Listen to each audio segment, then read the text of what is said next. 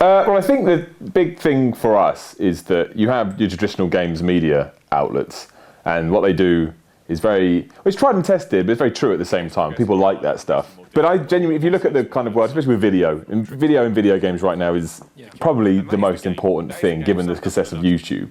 So I think if you're in traditional games media, and you're not looking at people like PewDiePie and Stampy Cat and NerdCube and all these people, and trying to do what not necessarily do what they're doing, but see that what they're doing is reaching an audience, then you're probably not looking at the way the water's flowing and stuff. So games are entertaining, games are fun. In many ways, games are for children. And it just so happens that we've all got very odd senses of humour. So it's like, screw it. If it makes us laugh, it's got to make somebody else laugh. It's the Ricky Gervais logic. He always said that, and I like that. As long as it makes me laugh, and you have sometimes where you hit more than you miss and vice versa. But that's the idea, is to combine journalism with YouTubers and kind of come up with this unique, magical thing in the middle that hopefully people enjoy.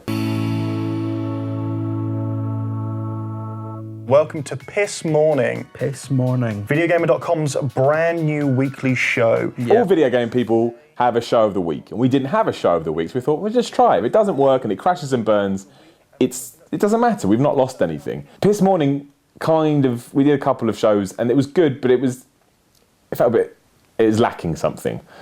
So it's just an idea we came up with. Said, okay, well, the Miller Report worked for 2 weeks in a row, so we'll take that out, we'll run that for it. Well, the idea was to run it for a few weeks and then take something else out of Piss Morning. And we all started to like the character because he was so abrasive and he was such a moron, and yet he was so true in what he thought, that we kind of just realised there's so much we can do with this. And then it was, it kind of, after sort of 4 or 5 weeks, we noticed that people were getting on board and, views started to go up, and engagement especially was really high in the Miller Report, so we were like, screw it, let's just see where we go with it. So at that point, it was like a week by week. Just follow it, see where it goes. We came up with ideas, we threw it at the wall. Some were more successful than others. Because that was the other thing. It's also spawned forward by my love of professional wrestling. Like, if you've watched it, and that's when we introduced a storyline. It was like, look, just wrestling it. And then it did kind of work, because if you can blur that line, our favourite thing is people thinking he's real. Like, any comment that goes, this man is atrocious. So if we had changed the name, that doesn't work as well in many ways, because people do think he's legit. I just pushed into this queue. What are you going to do about it? We definitely have momentum with it, and we definitely see it as a success. Like, our big thing now is to get even bigger as we are, because in terms of YouTube, we are relatively small. Look at what the big YouTubers are doing. They're doing huge numbers, and we do well. I don't want to look down on what we're doing, but there is so much room for growth and so much room for momentum. So, we've been doing this.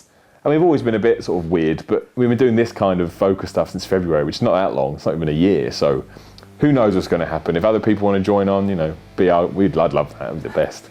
But I have no idea where it will lead.